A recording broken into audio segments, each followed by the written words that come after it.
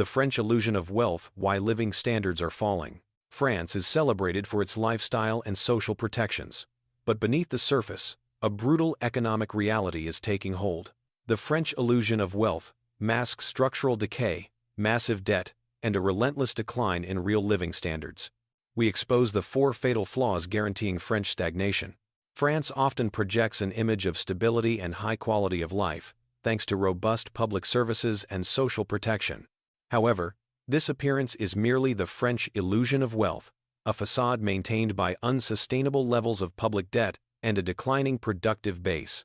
The truth, revealed by stark economic data, is that French living standards, especially for the younger generation, are under immense pressure due to 4 interwoven structural crises. The core problem is the crushing burden of the debt-funded lifestyle. France maintains its high social spending not through productive output, but through continuous borrowing, generating massive sovereign debt that threatens future fiscal stability and guarantees future tax hikes. This massive state intervention has resulted in labor market rigidity, where high payroll taxes and complex employment laws stifle job creation in the high-growth private sector, leading to persistent youth and long-term unemployment.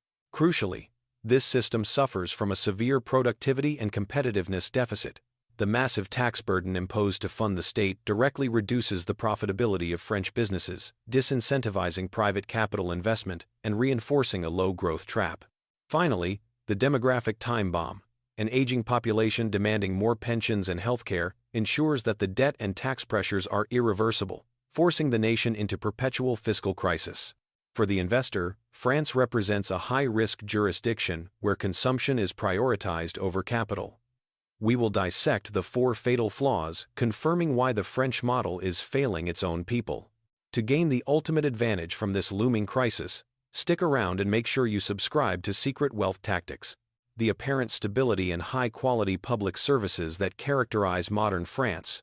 Its robust healthcare, generous pensions, extensive public infrastructure, and comprehensive social safety nets are sustained by a profound and dangerous structural instability: the debt-funded lifestyle. This is the core financial flaw underpinning the French illusion of wealth, revealing that the nation's high standard of living is no longer financed sustainably through proportional productive output and tax revenue, but increasingly through massive, continuous sovereign borrowing. This policy choice has guaranteed the explosion of French sovereign debt, setting the nation on a predictable and dangerous path toward fiscal crisis. The financial philosophy behind the debt-funded lifestyle is a deliberate prioritization of current social consumption over future fiscal solvency. In essence, successive French governments have consistently chosen to maintain the elevated expectations of the French social model, the acquis social, by issuing debt, rather than making the politically painful choices required to boost private sector productivity or constrain public expenditure growth. This deferral of costs has created an unsustainable financial equilibrium. The mechanics of the fiscal deficit: the debt-funded lifestyle operates by running massive, structural budget deficits year after year. These deficits are not merely cyclical, caused by recessions; they are structural, persisting, even during periods of economic growth, indicating a fundamental mismatch between the nation's revenue capacity and its expenditure obligations. 1. Unstoppable public expenditure. France maintains one of the highest levels of public expenditure in the world, consistently near or above 55% of GDP. This vast expenditure base is driven by non-discretionary, mandatory costs. Social transfers and pensions, generous pension schemes, early retirement provisions, and comprehensive social assistance payments constitute a massive, fixed, and growing cost base. This is exacerbated by the demographic time bomb, Part 4, which continuously increases the retiree population while the working population grows slowly. Public employment. France has a large public sector workforce in administration, healthcare, and education, which, while providing critical services, represents a substantial and often rigid payroll cost that is difficult to reduce. Healthcare costs. The universal and high-quality healthcare system, while a social benefit, contributes heavily to mandatory expenditure, especially as the population ages and demands more advanced, expensive medical services. This high level of expenditure acts as the unmovable foundation of the deficit. 2. The revenue gap. High taxes, insufficient output. To fund this massive expenditure, France already imposes one of the highest tax burdens among OECD nations. However, even this high taxation is insufficient to cover the expenditure, leaving a substantial annual deficit. The problem is not merely tax rates, but the lack of sufficient taxable output, GDP growth. As will be detailed in Parts 2 and 3, the very high taxation and complex regulatory environment necessary to fund the state, suppress private sector growth and profitability, which constrains the expansion of the tax base. This creates the financial paradox. High taxation is required to fund the high public expenditure, but high taxation simultaneously limits the economic growth that would naturally generate the revenues needed. The sovereign debt explosion, the continuous, structural deficit is financed through the relentless issuance of French sovereign debt, OATs. The accumulation of this debt is what defines the debt-funded lifestyle. France is effectively borrowing from the future to maintain its lifestyle today. Crossing the threshold, French public debt has exploded over the last 2 decades. Crossing the critical dollar, text 100% dollar of GDP threshold, and showing no signs of stabilization. This accumulation of debt, year after year, fundamentally compromises the nation's fiscal resilience. The illusion of low interest. For years, France benefited from its membership in the Eurozone and the European Central Bank's ECB massive quantitative easing QE programs, which kept the cost of borrowing artificially low. This created the illusion that the debt was sustainable. Policymakers interpreted low interest rates as a validation of their spending decisions, rather than as a temporary central bank subsidy. The interest rate shock. As the ECB reverses QE and global interest rates rise, the cost of servicing France's colossal debt load has begun to spiral. Every percentage point increase in borrowing costs translates into billions of euros in new mandatory expenditure, further exacerbating the structural deficit. This is the moment the fiscal reality of the debt-funded lifestyle becomes a direct, painful economic constraint. The financial consequences, risk transfer and fiscal fragility. The reliance on massive sovereign debt has 2 devastating consequences for the financial health of the nation. Systemic risk to the Eurozone. French debt is too large to fail, and too large to bail out entirely by its European partners. The high, structurally growing debt load represents a massive systemic risk to the stability of the Eurozone. If the market were to lose confidence in France's ability to stabilize its fiscal trajectory, the panic would be exponentially larger and more disruptive than the earlier crises involving smaller economies like Greece or Portugal. Guaranteed future tax hikes and austerity. The accumulated debt, coupled with the inevitable rise in interest costs, creates a massive financial obligation for future generations. The only way to service this debt without currency devaluation, impossible within the Eurozone, is through massive future tax hikes and, or deep, politically destabilizing austerity cuts to public services. The debt-funded lifestyle of today guarantees the lowering of living standards for tomorrow. The core hidden truth of the debt-funded lifestyle is that the high social standards are being maintained not through economic efficiency, but by extracting capital from the future via continuous borrowing. This is a fragile, unstable equilibrium that is now being stress-tested by rising rates and demographic headwinds, guaranteeing that the French illusion of wealth is unsustainable and heading toward a mandatory, politically painful fiscal reckoning. The structural fiscal weakness inherent in France's debt-funded lifestyle, Part I, is coupled with a debilitating economic constraint. Labor market rigidity. This is the second catastrophic failure of the French model, defined by a complex, outdated, and overly protective framework of labor laws, high payroll taxes, and rigid employment contracts that collectively stifle private sector job creation, discourage investment, and guarantee structurally high rates of unemployment, particularly among the nation's youth. This rigidity acts as a brake on economic dynamism, preventing the swift capital reallocation and productivity gains necessary to pull the nation out of its high-tax, low-growth trap. The financial logic is that complexity and cost deter risk. When it is exceptionally expensive, legally perilous, and time-consuming for a business to hire a new employee, and equally difficult to dismiss one, companies will choose to remain smaller, defer investment, and rely on automation or temporary contracts rather than commit to permanent, productive expansion. This reluctance structurally caps the job creation capacity of the private sector, leaving France perpetually underperforming its European peers in terms of labor market efficiency. The cost and complexity barrier. The rigidity of the French labor market is rooted in two primary financial and legal obstacles that discourage hiring, especially for small and medium-sized enterprises, SMEs, which are the primary engines of job creation globally. Exorbitant non-wage costs and excessive legal protection. 1. Exorbitant non-wage costs. The tax wedge. French businesses face one of the highest tax wedges in the OECD, which includes high employee income taxes, but critically, some of the highest employer-side social contributions, payroll taxes. Financial disincentive to hire. The high cost of these non-wage contributions means that the total cost to the employer for a French worker can be significantly higher than the net salary the worker receives. This massive gap drives a wedge between the true cost of labor and the worker's take-home pay, discouraging businesses from hiring full-time staff and reducing the incentive for the individual to enter the formal labor market. The cost of protection. These non-wage costs are the primary financial mechanism funding the generous social protection and pension system required by the debt-funded lifestyle. Part I.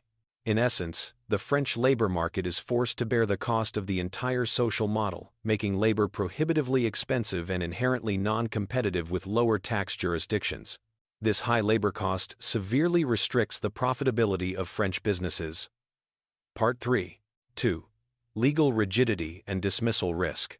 The complex, legally layered framework surrounding employment contracts makes termination a high-risk, expensive, and time-consuming process for employers. Job security as a barrier. The deep-rooted legal protection against dismissal, while offering security to incumbent workers, insiders, makes employers extremely cautious about permanent hiring. Companies anticipate future economic downturns and the high legal costs and severance payments associated with future layoffs. This systemic risk aversion leads to businesses hoarding capital rather than investing it in new payroll. The two-tier labor market. This legal rigidity creates a structurally bifurcated labor market. The protected insiders. Older, established workers on permanent contracts, CDI, contrat à durée indéterminée, enjoy high security and benefits. The precarious outsiders. Younger, less experienced workers are confined to short-term, temporary, or fixed-term contracts. CDD, contrat à durée déterminée, that offer little security, training, or career progression. These workers are the first to be laid off during downturns, but their lack of permanent contracts prevents them from building savings or accessing financial stability. The catastrophic consequence: structural youth unemployment. The most acute symptom of labor market rigidity is the structurally high rate of youth unemployment. This is not a cyclical issue. It is a permanent failure of the system to integrate young people into the productive economy. The entry barrier. Faced with the high fixed costs and legal risks of a CDI contract, employers are highly reluctant to take a chance on inexperienced young workers, preferring to hire proven talent or use short-term contracts. This creates a massive barrier to entry, trapping young people in extended periods of precarious employment or unemployment, delaying their financial independence, and wasting years of valuable human capital formation. Wasted human capital. Prolonged unemployment among the young erodes skills, diminishes work ethic, and creates a cohort of underqualified workers who face reduced earning potential for the rest of their lives. This represents a huge, measurable loss of national economic potential and a direct reduction in the future tax base. Part I. Intergenerational inequity. Labor market rigidity is a central mechanism driving intergenerational inequity in France, where a small, aging, protected generation maintains its status at the expense of a marginalized, precarious younger generation, a social friction that fuels political instability and reduces the national commitment to long-term productive investment. The economic drag on productivity and investment. The rigidity of the labor market does not just affect employment levels, it acts as a profound drag on national productivity and private investment. Suppressed capital reallocation. A key driver of productivity growth is the ability to swiftly reallocate labor and capital from declining low-productivity sectors to growing, high-productivity sectors. Labor market rigidity prevents this necessary reallocation. Companies cannot easily shed excess labor in outdated business units, trapping capital and talent in unproductive uses. This structural immobility is a primary reason for France's productivity and competitiveness deficit. Part 3. Discouragement of FDI and startups. Foreign direct investment, FDI, and domestic startup capital are highly sensitive to labor costs and rigidity. International investors often view the French labor market as too complex and too risky, preferring to locate new production and high-growth operations in more flexible, lower-cost jurisdictions. This actively stifles the inflow of critical external capital and technology. Because the system prioritizes the security of the incumbent workforce over the flexibility of the economy, it makes internal reform extremely difficult. Attempts to simplify the labor code or reduce the cost of dismissal invariably lead to massive social unrest and political paralysis, guaranteeing the perpetuation of the rigid status quo. Labor market rigidity is a systemic financial failure that locks France into economic underperformance. By making labor prohibitively expensive and legally complex to manage, the system chokes off the private sector job creation necessary for national prosperity. This rigidity ensures high structural unemployment, wastes vast amounts of human capital, and acts as a constant brake on productivity and investment, making the debt-funded social model of France economically unsustainable in the face of global competition. The systemic fiscal and labor rigidities, the unsustainable debt-funded lifestyle, Part 1, and the throttling labor market rigidity, Part 2, culminate in the third catastrophic failure of the French economic spotty model, a pervasive productivity and competitiveness deficit. This deficit is the direct mechanism by which the cost of maintaining the expansive French state cripples the wealth-generating capacity of its private sector. The financial outcome is clear. High taxes and regulatory burden cripple business profit margins, leading to a measurable flight of private investment and capital from the high-cost jurisdiction, thereby locking France into a permanent, structural stagnation that makes its debt problem unsolvable. At its core, this deficit represents a critical breakdown in the relationship between the state and the market. The massive tax wedge necessary to fund the acquis social reduces the incentive for businesses to invest, innovate, and expand, guaranteeing that the economy underperforms its potential and fails to generate the robust growth required to sustain its own high social commitments. The crushing burden of high taxation. France maintains one of the highest levels of mandatory levies, taxes, and social contributions on businesses and individuals across the OECD. While necessary to fund the spending outlined in Part 1, this high tax burden acts as a direct financial poison to private sector profitability and competitiveness. 1. Corporate profit erosion. French corporate taxes and related levies, despite attempts at recent reduction, remain high when all local and social contributions are factored in. This significantly reduces the after-tax profitability of French enterprises compared to competitors in lower tax jurisdictions, for example, Ireland, Switzerland, Eastern Europe. Discouragement of investment. Reduced profit margins mean that businesses have less retained earnings available to reinvest in capital expenditure, expenditure, R&D, and technology upgrades. Companies are less able to finance the necessary efficiency gains that would boost productivity and enable them to compete globally. This directly inhibits the supply-side capacity needed for growth, the zero-sum game. The high taxation required to fund the state forces a zero-sum game. The public sector's gain in revenue comes at the direct expense of the private sector's capacity to invest and grow. The state's consumption crowds out the market's productive investment. 2. The tax-induced competitiveness gap.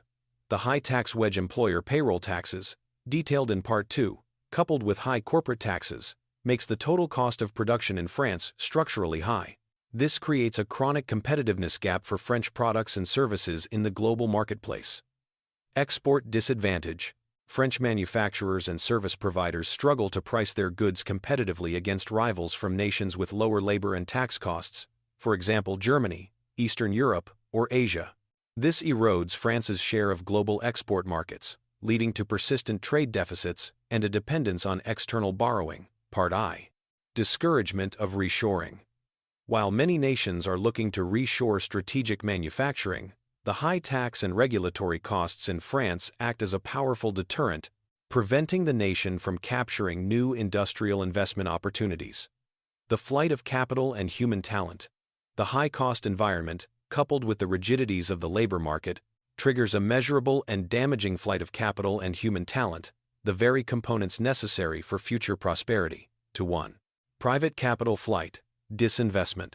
Private sector capital, being inherently mobile and rational, seeks jurisdictions where the after-tax, risk-adjusted return on investment, ROI, is highest.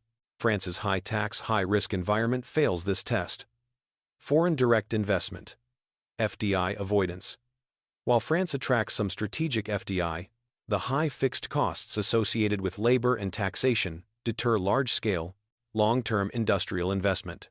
Investors often prefer to locate their high-volume production facilities or administrative hubs in more favorable regulatory regimes, reducing the inflow of new external capital and technology into the French economy. Domestic capital migration.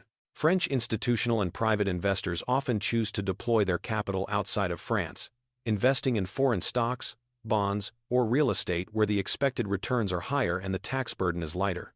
This net capital outflow starves domestic businesses of essential growth funding. Startup and scale-up deterrence. The high tax rates on capital gains and the complex regulatory burden act as a powerful disincentive for entrepreneurs to launch and scale up ambitious, high-growth startups, the primary sources of future innovation and productivity. 2.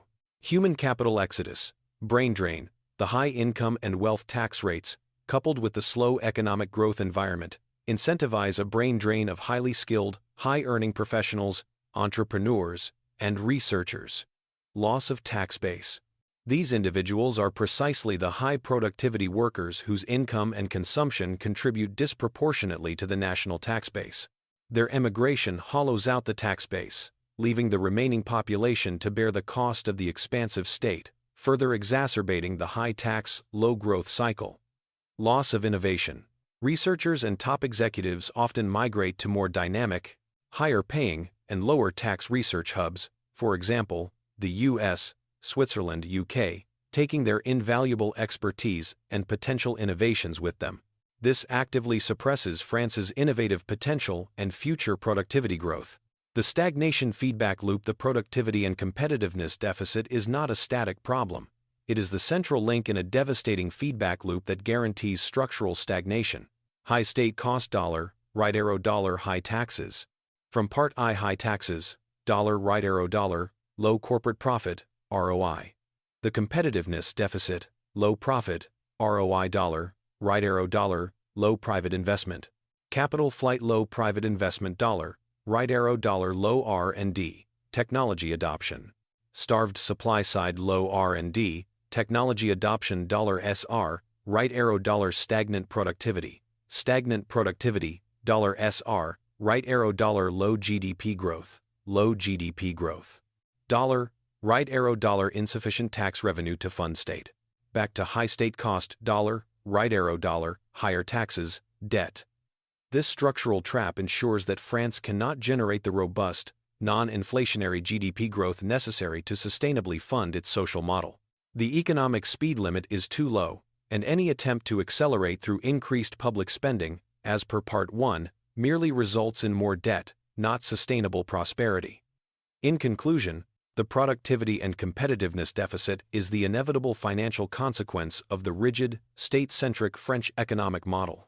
By imposing a crushing tax burden on its businesses and talent, the state actively discourages the investment and innovation necessary for growth.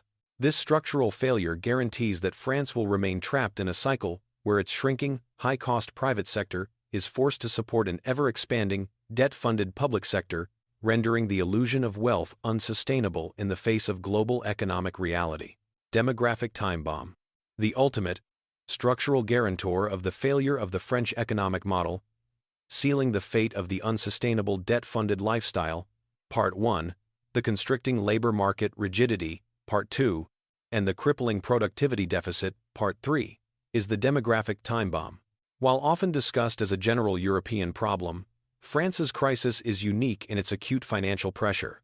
An aging population demanding ever-increasing costs for pensions and healthcare, ensuring that the existing high debt and high tax burdens are irreversible and structurally locked in for the next 3 decades.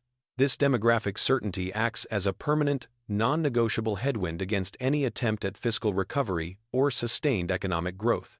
Unlike its neighbors, France maintained a higher birth rate for longer, but this only bought time. The massive generation born in the mid-20th century is now retiring en masse.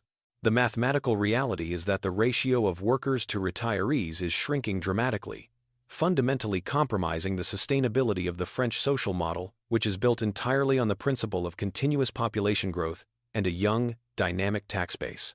The inverted population pyramid and the worker deficit. The core of the crisis lies in the inversion of the traditional population pyramid. France is now moving toward a structure where the top, the elderly dependents, is expanding rapidly, while the base, the young workers, is stagnating or shrinking relative to the dependent pool. The collapsing worker-to-retiree ratio. The number of active workers paying into the system for every retiree drawing benefits is dropping sharply.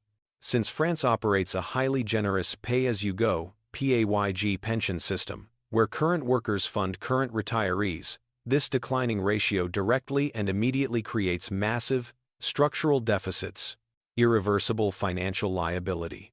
The people who will be aged 65 or older in 2050 have already been born. This demographic certainty means the financial liability of the retired population is fixed and growing, irrespective of any short-term economic policy changes. The government must fund this mandatory expense, ensuring that the cost is simply transferred from a pension fund deficit to the general sovereign debt, Part I. The exponential cost of the gray cohort. The financial consequences of this demographic shift are not linear, they are exponential, driving costs in the two largest, non-discretionary sectors of the French budget: pensions and healthcare. 1. Pension system solvency crisis.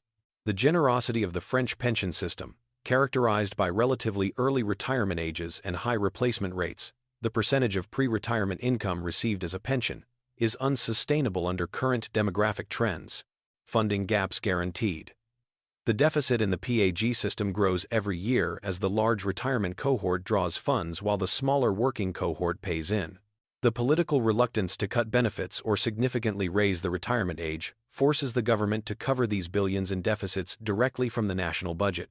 Fiscal drag.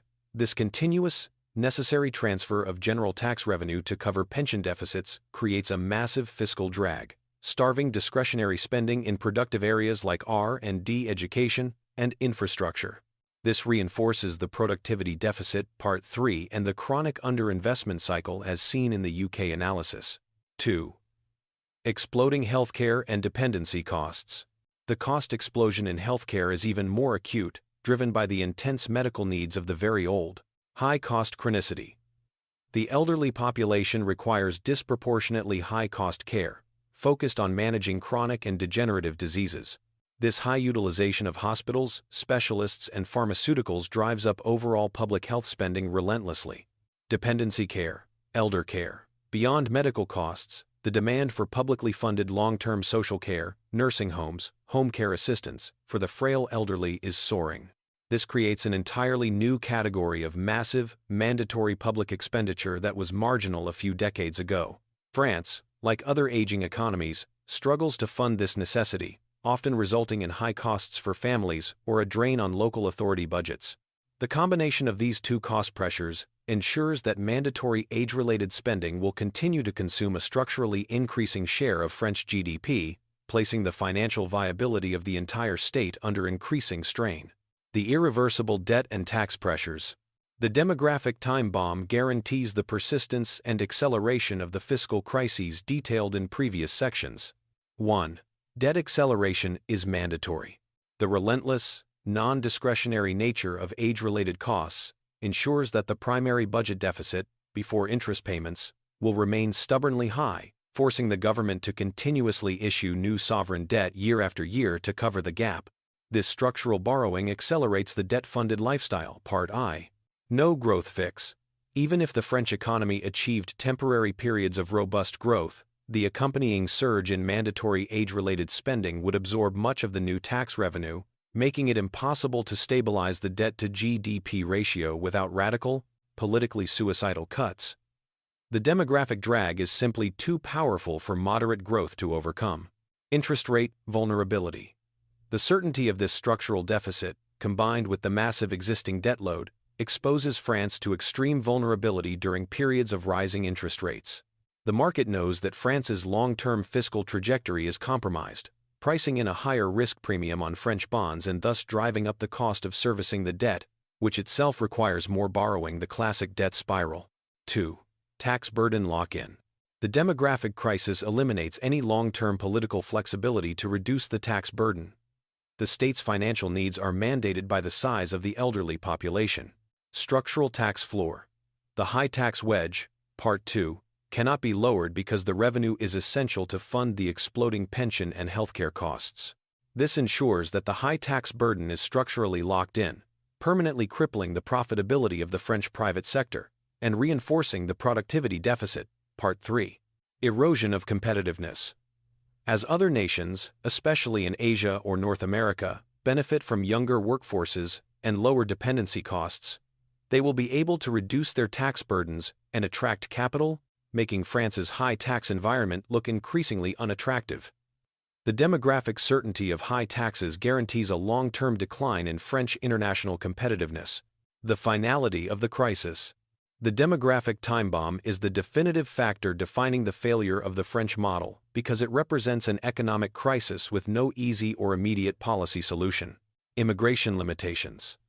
While immigration can temporarily alleviate labor shortages, Part I, the volume of sustainable immigration required to offset the birth deficit and stabilize the worker-to-retiree ratio is politically infeasible and does not solve the underlying issue of high per capita healthcare costs. Stifled dynamism. The aging population exacerbates the labor market rigidity, Part 2, by creating a workforce that is generally less mobile, less adaptable, and less willing to embrace disruptive technological change, thus acting as a brake on the technological innovation needed to offset the labor shortage. In conclusion, the demographic time bomb is the inescapable financial reality that ensures the French illusion of wealth will eventually implode. The mathematically certain, exponential rise in mandatory age-related spending forces France into a permanent fiscal crisis, locking in high taxes and accelerating its sovereign debt. This structural pressure guarantees that the economy cannot generate the required growth to sustain its generous social promises, leading to a mandatory, permanent decline in real living standards for future generations.